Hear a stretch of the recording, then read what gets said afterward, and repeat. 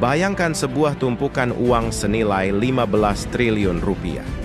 Jika uang itu dibakar habis dalam waktu 24 jam, setiap jamnya kita kehilangan 625 miliar rupiah.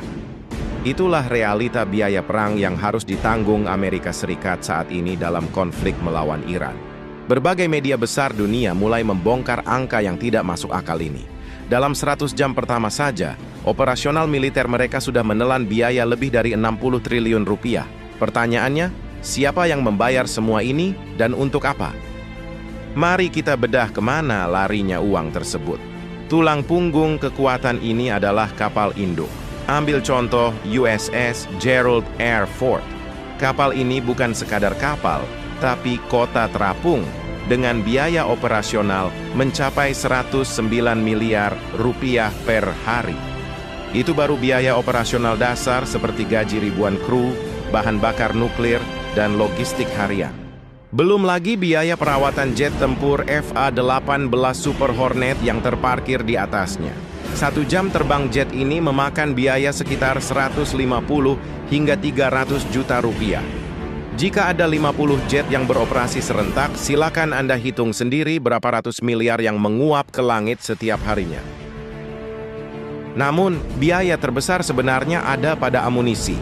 Dalam perang modern, AS menggunakan senjata presisi tinggi, 1 buah rudal Tomahawk yang sering ditembakkan dari kapal selam atau kapal perusak, memiliki harga sekitar 30 miliar rupiah per unit.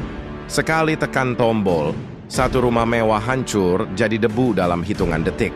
Lalu ada sistem pertahanan udara. Untuk mencegat drone atau rudal murah milik lawan, AS seringkali harus menggunakan rudal pencegat yang harganya jauh lebih mahal, bisa mencapai 30 hingga 70 miliar rupiah hanya untuk menjatuhkan 1 drone yang harganya mungkin cuma beberapa ratus juta. Inilah yang disebut oleh para ahli sebagai perang asimetris yang mencekik anggaran. Data dari Lembaga Riset Strategi Global menunjukkan bahwa sebagian besar biaya ini, sekitar 3,7 miliar dolar atau 57,63 triliun rupiah di fase awal, sama sekali tidak dianggarkan sebelumnya.